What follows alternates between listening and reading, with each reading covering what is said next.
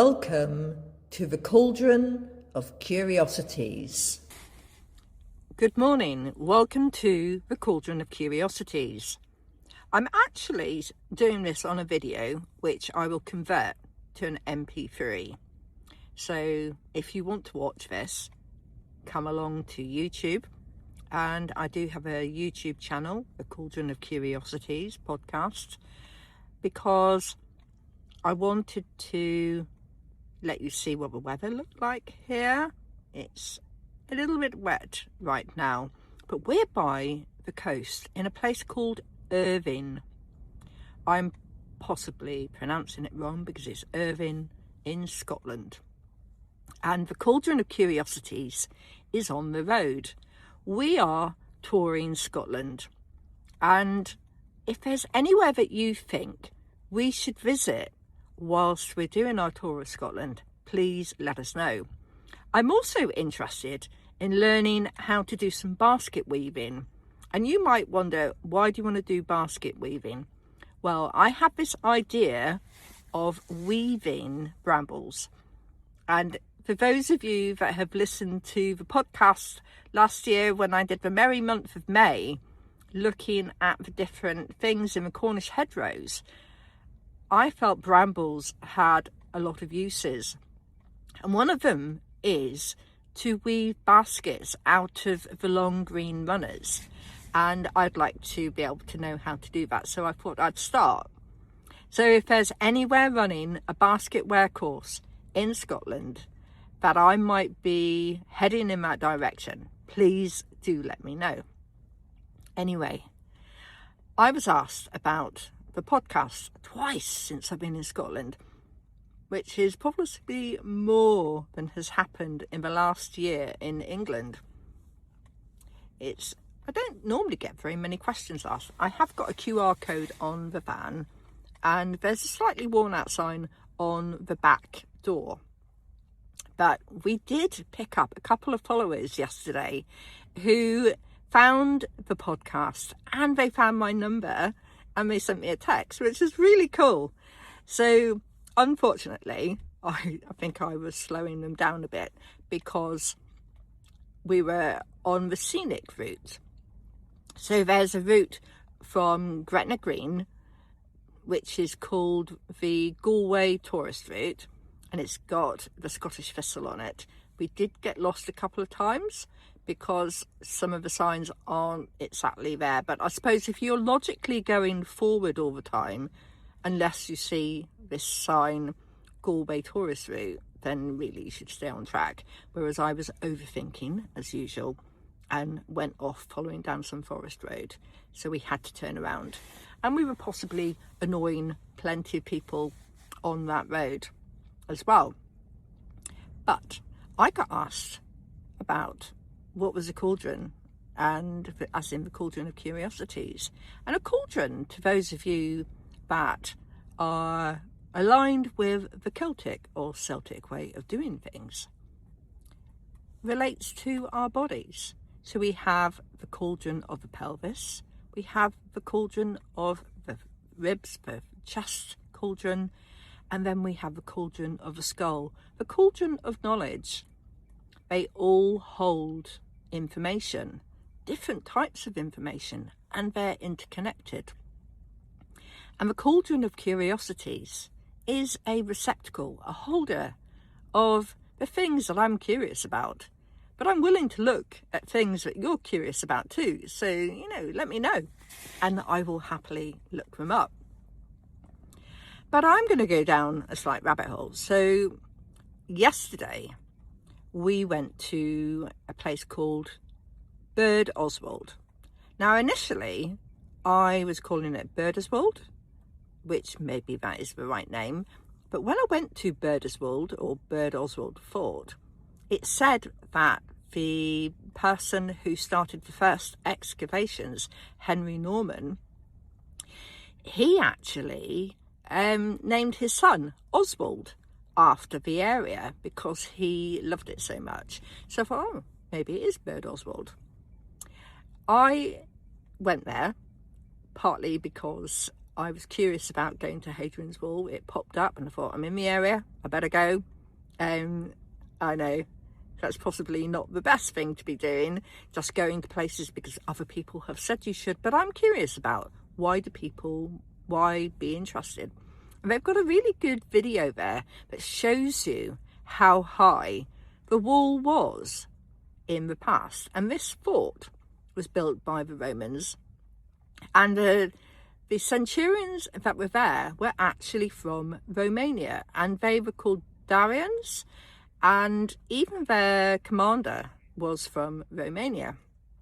So they brought with them their ways of doing things came from Romania, which might explain, some people say about some of the goddesses, and they found the goddess Fortuna in the bathroom of the commander's house, which I found incredibly interesting, and I went looking to see what there was. And when I first came out of a building in the fort, I heard a bell ring. Just one ring. It was really clear, and it was like it was above my head in the tree. And I turned around to the couple behind me and I said to them, "Did you just hear a bell ring?" And they went, "No," both of them. And then the woman said to me, maybe it was a bird mimicking the sound of a bell. And I thought, I don't think my hearing's that bad. I know I'm supposed to wear hearing aids, but a bell's a bell. And I've never come across a bird, certainly not an English bird, because we were still in England then, who sounded like a bell. So I said, okay, thank you. She probably thought I was crazy as two frogs.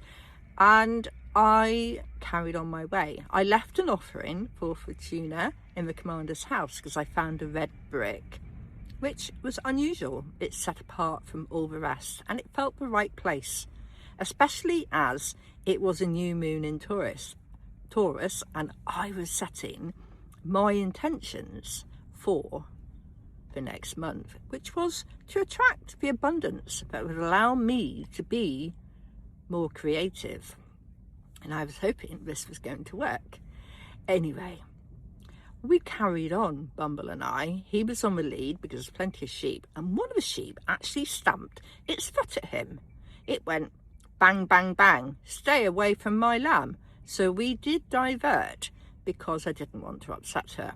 I'm not sure that he took any notice of that lamb, but I did. I knew that Mum was not happy, and so we didn't invade her space. We gave her the respect that she deserved. And we carried on around the edge. So the stone wall around the fort is still there. And we carried on, went through a gap, and there was this metal structure.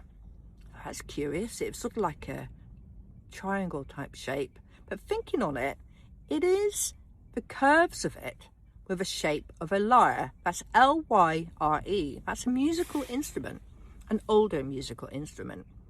And down the middle were these upside down bowls that ranged in shape, and they rang when you hit them. And there was a striker there for you to hit them. And it was called a bell lyre. Now, I thought to myself, hey, just a minute. There was a possibility then the bell I heard was the bell lyre.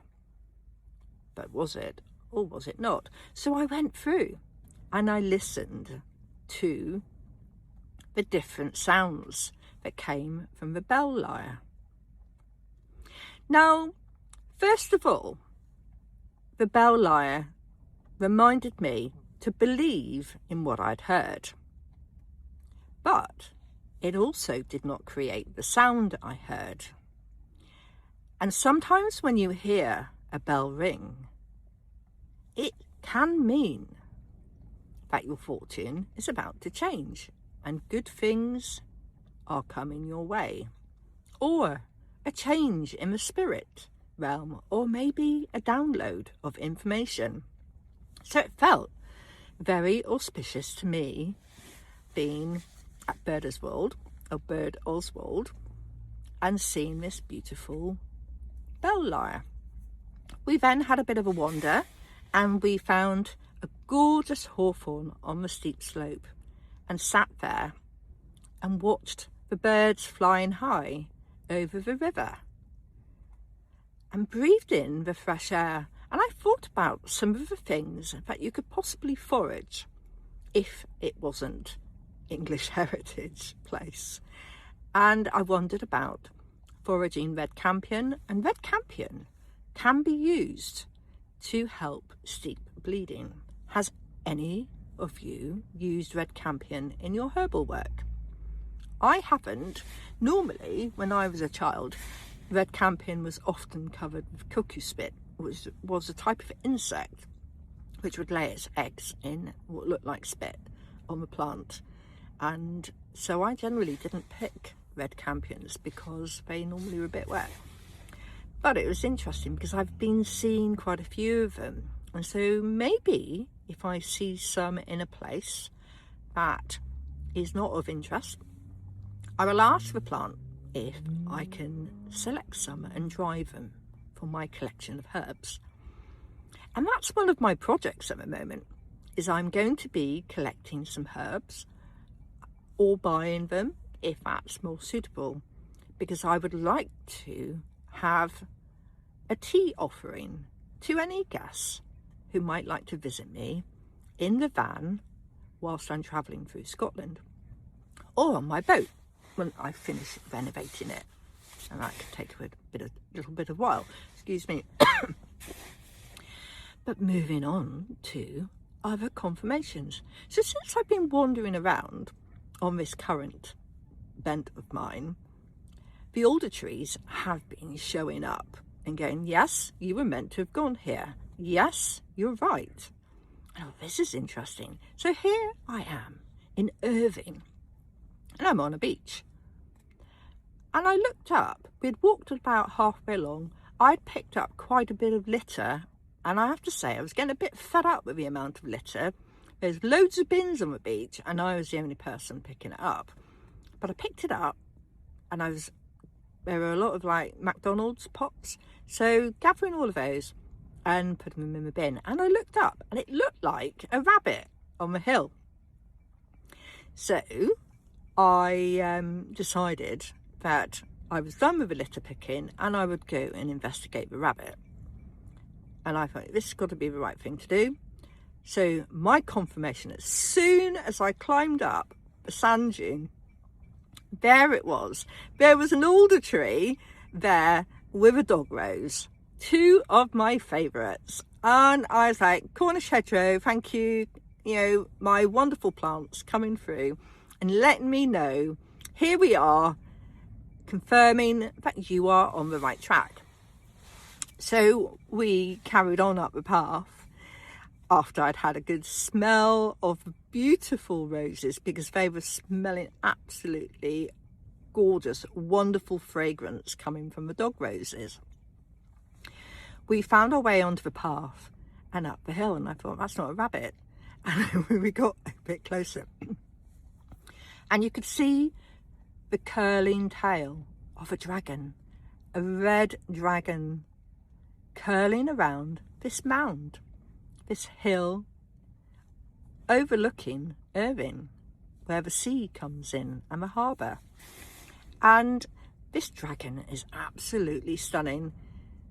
It's made out of red brick or red stone, someone's carved it, and it's got a triskelly on its cheeks. And I initially sat in the curve of her scales, and I say her scales because I asked, and I said, are you a male? And I got a real sense of, no, this is a female dragon guarding that place, guarding Irving Harbour. That was what I felt. I haven't looked it up, I haven't done any research. Maybe some of you know who she is and why she was built there, but it was beautiful to find this red dragon, and I wouldn't have known it was there because I've not been looking on Google to see what's in the area. We literally came using searchable sites and parked up last night because we had a bit of a yearning to come by the sea, because it's been a few months since we've been near the sea, and Bumblebee has missed digging. Then we had a lovely chat with a man on the way back who had 2 Airedale Terriers, and he was telling me how, after all the problems his wife's had when his mother-in-law had died with the will and having to split all the money, he said he was going to make sure he didn't leave anything. He was going to spend it all. He said, because you can't take it with you, can you? And he's right, you can't. And if you think everyone's going to fight over all that you leave, then spend it now. You know, enjoy yourself. What are you holding on to it for? Which was a good point. But so that was another lovely moment. Now, in between, you may have noticed that I said that we were on the tourist trail from Gretna Green. I did go to Gretna Green, and oh, it was a shock, because it's really commercialised. There's more shop. There's a huge restaurant and cafe there, and it's all surrounding and basically hiding the original blacksmith where the forge was. And it sort of left me with a bit of a sour taste in my mouth, because I thought it wasn't what I expected. And then when you go into the big shop, because I was curious and I do like to shop, and I went in, and there was this blackboard sign that said handmade in Scotland. All of these things have been carefully curated. And then the first row of items I come across were linen labelled clearly the same as those made in Italy dresses. So I thought to myself, I'm quite sure those aren't made in Scotland. But you know, there's this rule that as long as the finishing is done in the country, you can say it's made in that country. So they can do the initial construction in Asia, ship it over, and then the label and maybe hemming the seams, you know, where you're finishing off the final bits, or maybe putting a little bit of embroidery on there, whatever those finishing touches are, that allows it to be called made in that country. And there's quite a few companies that are taking advantage of that, which is not a good thing. So I did collate a couple of videos based on my incensed ideas about, especially when I found handmade shortbread with palm oil in. That really sent me off my broomstick somewhat, because how do you hand make with palm oil? But there is a product called Phase. Phase is a margarine that's palm oil. So it's palm oil based vegetable oil that people use in baking. As I say, it makes it nice and crispy. And that would get me down on that other rabbit hole of, if you're a vegan, and vegans say they don't eat dairy because it's cruel. Palm oil is cruel in how it's farmed because of the orangutans and what we're doing with the destruction of the rainforest.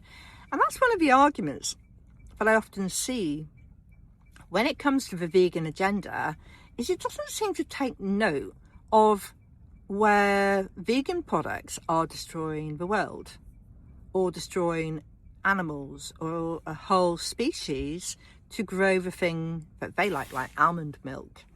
So where the almonds are grown, the impact it has on the environment, the destruction of bees. But they won't eat honey because they say it's cruel towards bees. But to get the almond trees growing, they're shipping bees around and they're dying. So these are sort of things that I do wonder. So if any of you are vegans, what is your perspective on this? Do you use palm oil, or do you use cold pressed oils? Because if you speak to my friend David Anderson, or I should say Dr. David Anderson, he will tell you that a lot of these refined oils are really bad for you anyway, and maybe you should have a look at, if you have to have an oil, then maybe it needs to be a cold pressed oil that hasn't been heated up and refined. So we've gone a long way, haven't we, from, hey, I'm in Scotland, but I will be looking for any farm shops that have proper homemade produce, healthy stuff, things that haven't been exposed to chemicals would be really good. I am trying to eat cleaner, because what I noticed, I stayed in a hotel recently as a birthday treat, and unfortunately the side effect of eating there, I really wasn't very well for a couple of days, and it has taken me a while to get things settled down. And the other thing, which was really helpful, where spirit really did come through, was I got a message sent to me saying to take spirulina, which luckily I had in the van. And taking spirulina and chlorella has helped clear some of the toxins that were in my system from staying at the hotel and eating, I don't know where they got their food from, and they were microwaving quite a lot of it, so it was not very nice. And I'm sure some of you love your microwaves, but it doesn't agree with me, so I don't use them. I probably sound really fussy, don't I? But you know, when you know what you like, and I'd rather not eat than eat something that's unpleasant or nasty. I don't know about the rest of you. It doesn't have any impact on my ability to lose weight, though, being fussy with food, as in being fussy about how it's cooked. I'd rather eat it raw than have it cooked in a microwave. Yeah. And I'm doing my best to have my food clean.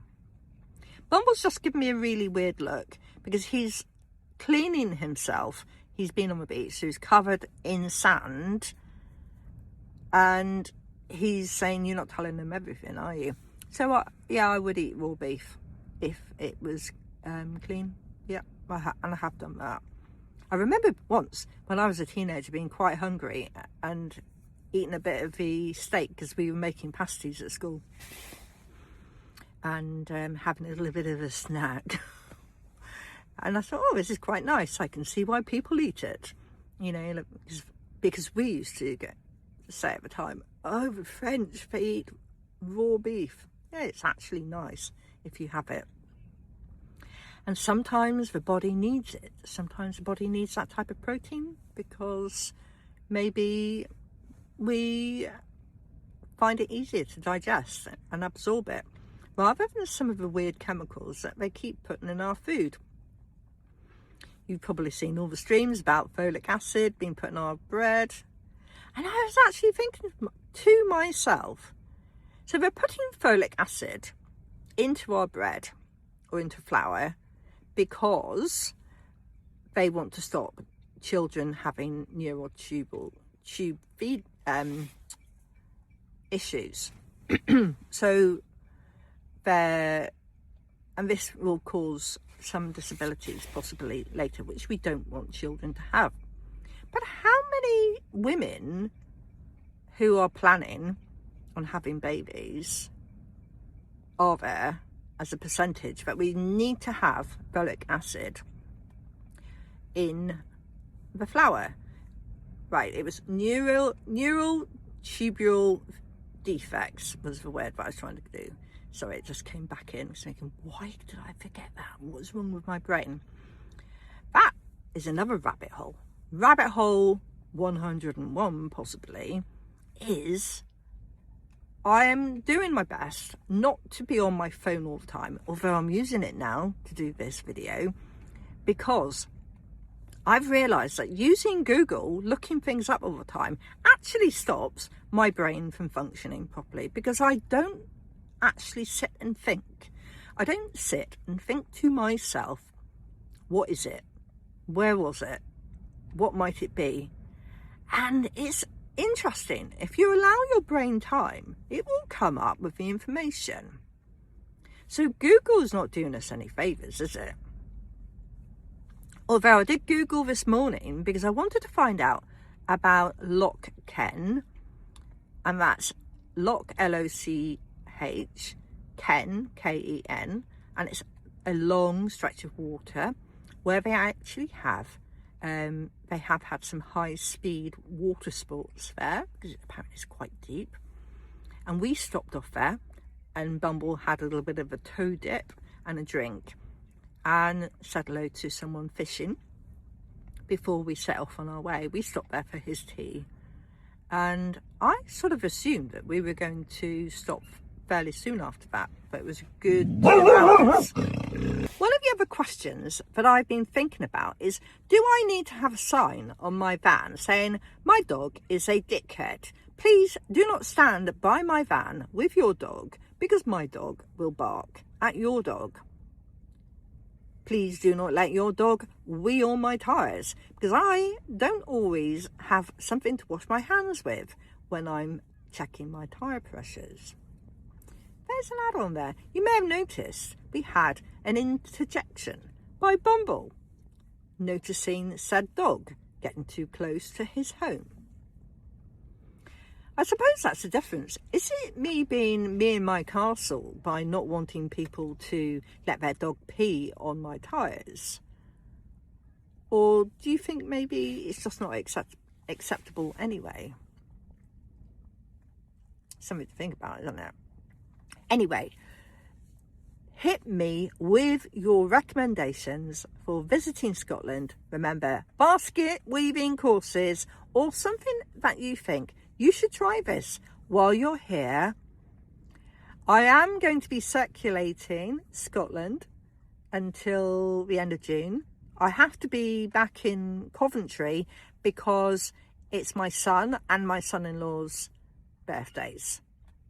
And I think I might be tortured if I don't get back in time. My daughter told me there will be trouble if you're not back in time. So anything happening in that time, we are heading north. As I say, we're in Irving today. We're heading north. The van has got the QR codes, the Cauldron of Curiosities podcast. If there's something that you say, Sarah, it would be really good for you to come and visit this, then let me know. And I look forward to hearing from you. Now, I'm going to give my mobile number mainly because you can find it if you go on the website anyway.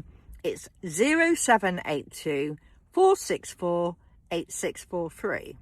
I say again, 0782 464 8643. I'm giving it out because you might want to send me a message to say, hey, come along and have a cup of tea at this place, or this place does the best cakes, they don't have palm oil in, and or there's a whiskey tasting, woohoo, come along. Anyway, I'm hoping that I'm going to get some feedback, and I look forward to hearing from you all. Bye. Thank you for listening to this episode of the Cauldron of Curiosities. Don't forget to follow the podcast, share it with a friend, and keep your lantern handy for the next curious tale.